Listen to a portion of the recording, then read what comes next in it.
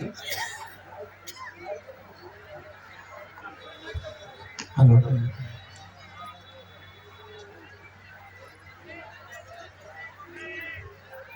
गोदना समरिया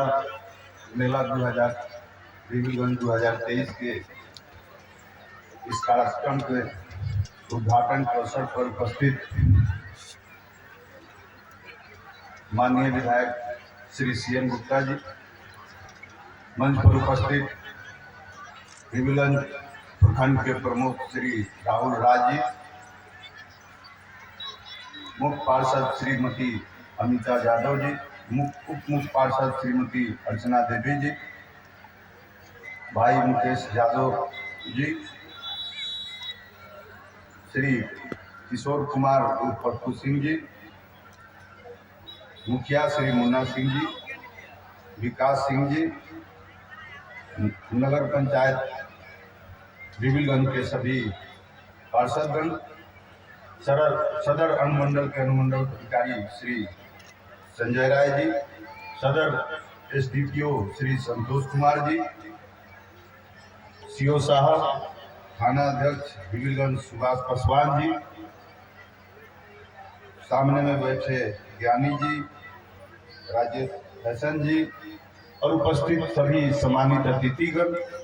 electronic print media के साथीगण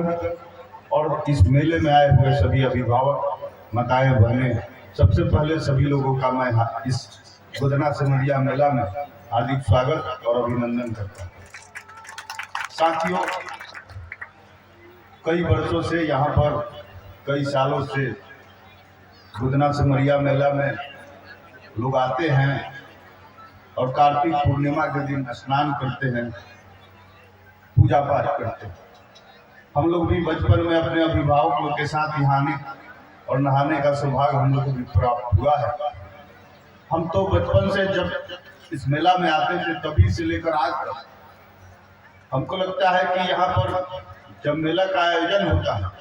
तो निश्चित रूप से धार्मिक रूप से, सभ्यता और सांस्कृतिक रूप से मजबूती प्रदान मिलता है हमारे आसपास के इलाके। तो निश्चित बात है कि इस मेला से आसपास के इलाकों में आपसी मेल मिलाप, भाईचारा, ये सब बढ़ने का काम होता है। साथ पूजा पाठ के प्रति लोगों का नजदीकी बढ़ता है, तो ये बहुत अच्छी बात है। और अगले साल इस मेला में मैं जब उद्घाटन के अवसर पर आया तो यहाँ के लोगों का आग्रह था कि इस मेला के लिए कुछ किया जाए। तो हम अगले साल जब कैलेंडर कला संस्कृति युवा विभाग का बन रहा था तो उसमें हम लोग जुड़वाने का काम किए कि इस मेला का विकास हो और इसका कड़ी में आज यहाँ पर पहले से निश्चित रूप से बेहतर व्यवस्था हुआ होगा और आने वाले दिन में भी राज्य सरकार यह प्रयास करेगी, क्योंकि यहाँ पर लोगों का आगमन और जो भीड़ है उसको देखकर ऐसा महसूस होता है निश्चित रूप से कि हम लोग को और बेहतर से बेहतर काम यहाँ पर करना चाहिए और उस पर हम लोग काम करेंगे। जहाँ तक बात है, आप तमाम लोग इस मेला में आए हैं तो आप लोग जान रहे हैं कि लगातार जब से महागठबंधन की सरकार बनी है तो बिहार के विकास के लिए माननीय मुख्यमंत्री नीतीश कुमार जी, माननीय उप मुख्यमंत्री तेजस्वी जी काम कर रहे हैं और छपरा में खास कर बहुत सारी योजनाओं को उन्होंने देने का काम किया है। आप जान रहे हैं कि यहाँ पर रिविलगंज से डोरीगंज तक नदी किनारे सड़क बनाना है, उसकी प्रक्रिया चल रही है। आप जान रहे हैं परसा में, अमनौर में, गरखा में बाईपास बनाने का भी काम प्रक्रिया चल रहा है। अब तमाम छपरा मसरत पथ हो या मरहौरा पथ हो, इन सब का जीर्णोद्धार का काम भी चल रहा है। छपरा में शहर में जो सदर अस्पताल है उसको मॉडल हॉस्पिटल के रूप में विकसित करने का भी काम प्रक्रिया चल रहा है। तो ये सारा काम लगातार चल रहा है और छपरा के विकास के लिए लगातार सरकार प्रयास भी कर रही है। और जहाँ तक बात है शिक्षा के क्षेत्र में, तो आप लोगों ने देखने का काम किया कि मात्र 2 महीना में BPSC के द्वारा 1.5 लाख बहाली की गई और उन शिक्षकों को अब नियुक्ति भी कर दिया गया है, पोस्टिंग भी कर दिया गया है। इसलिए जो मुकेश जी आप बोल रहे थे, सरकार का ध्यान पूरी तरह आज के डेट में शिक्षा और स्वास्थ्य पर ही है, क्योंकि सड़क, बिजली, ये सब काम तो बहुत हद तक हो चुका है। इस काम पर हम लोग नजर रखे हुए हैं और कैसे गुणवत्तापूर्ण शिक्षा हमारे बच्चों को मिले, उस काम पर सरकार पूरी तरह मुस्तैदी से काम भी कर रही है। रही बात सरकार की, तो सरकार, हमारे नेता आदरणीय मुख्यमंत्री नीतीश कुमार जी और आदरणीय उप मुख्यमंत्री तेजस्वी जी ने वादा किया था कि हम सिंचाई पर काम करेंगे, हम दवाई पर काम करेंगे, हम कार्रवाई पर काम करेंगे, हम सुनवाई पर काम करेंगे, हम रोजगार पर काम करेंगे। तो इन तमाम कामों को अगर आप गौर से देखेंगे तो इन पर काम चल रहा है। आप देख रहे हैं कि लगातार हमारे जिला के जितने भी अधिकारी हैं संवाद यात्रा कर रहे हैं। ये करने का सीधा एक ही मकसद है कि जो आम आवाम है उसकी बात को सुनी जाए, उस पर कार्रवाई की जाए। तो इन सब चीजों पर भी काम चल रहा है, रोजगार पर भी काम चल रहा है। तो विकास के मामले में हमारे मुख्यमंत्री जी और उप मुख्यमंत्री जी लगातार चिंतित रहते हैं। जहां तक बात रही खेल के क्षेत्र में, क्योंकि मैं उस विभाग से आता हूं और आप लोगों ने कुछ सुझाव रखा है, तो मैं आप लोगों को बताना चाहूंगा कि छपरा में हम लोग एक स्टेडियम बस स्टैंड के पास बनाने जा रहे हैं, साथ ही साथ इंडोर स्टेडियम 4 गेम का हम लोग गर्ल्स स्कूल के मैदान में बनाने जा रहे हैं। मरहौरा में भी एक स्टेडियम बनाने जा रहे हैं, गरखा में हम लोग एक स्टेडियम बनाने जा रहे हैं, ईसुआपुर में हम लोग एक स्टेडियम बनाने जा रहे हैं, पन्नापुर में हम लोग एक स्टेडियम बनाने जा रहे हैं, एकमा में भी हम लोग स्टेडियम बनाने जा रहे हैं। रिविलगंज की जहां तक बात है तो रिविलगंज की सीओ साहिबा यहाँ है, इनको भी हम लोग चिट्ठी भिजवा दी है, आप स्थल खोज के भेजिए, हम लोग यहाँ भी बनवाने का काम करेंगे। जहां तक बात है खेल के विकास का,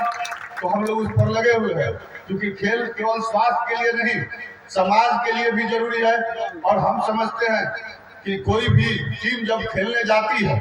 तो 11 प्लेयर जो उसमें शामिल रहते हैं, उसमें हर जाति और हर धर्म के लोग होते हैं। इसलिए खेल के माध्यम से हम लोग समाज को भी मजबूत कर सकते हैं। इसलिए हम लोग उस पर बहुत गंभीरता से काम कर रहे हैं। और मुख्यमंत्री आदरणीय नीतीश कुमार जी और उप मुख्यमंत्री तेजस्वी जी ने तो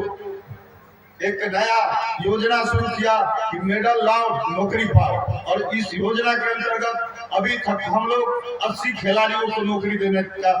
हम लोग सीधा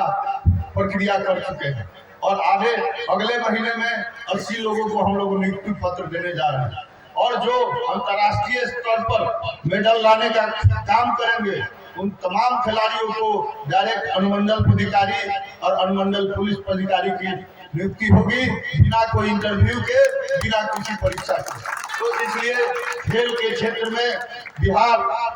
देश ही नहीं विश्व में अपना नाम पहचान बनाए, इस पर काम चल रहा है और लगातार हम लोग प्रयास कर रहे हैं। आप देखने का काम किए होंगे कि अगले साल हम लोगों ने स्कूली गेम में 2200 बच्चों को नगद पुरस्कार देने का काम किया था। और 2200 नगद पुरस्कार देने के बाद 2200 बच्चों को बिहार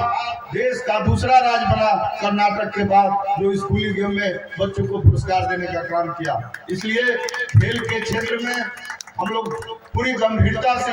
इस पर काम कर रहे हैं। अभी नेशनल गेम हुआ है, बिहार पहली बार 6 मेडल लाने का काम किया है, गोल्ड मेडल, और हम लोग लगातार लगे हुए हैं। और अगले महीने आपके छपरा में नेशनल फुटबॉल टूर्नामेंट होने जा रहा है, ये भी मैं आपको इस मंच से मैं बता देना चाहता हूं। इसलिए खेल के क्षेत्र हो या किसी भी क्षेत्र में राज्य सरकार लगातार विकास के तमाम कामों पर नजर रखी हुई है, और आने वाले दिन में उन सभी चीजों को दुरुस्त किया जाएगा और इस मेले का भी विकास और बेहतर हो। यहाँ पर लोग आते हैं, इस बात को हम लोग भी समझ रहे हैं, उनके लिए बेहतर से बेहतर व्यवस्था हो, उस पर हम लोग काम करेंगे। और मेला में आए हुए तमाम लोगों को पुनः हमारे एसडीओ साहब ने भी कहा कि आप लोग से आग्रह है कि थोड़ा सावधानी से, सतर्कता से ये रेलवे फाटक या गंगा स्नान करने जाएं, तो निश्चित रूप से इस बात का ध्यान रखेंगे। साथ ही साथ जिला प्रशासन और खास करके एसडीपीओ साहब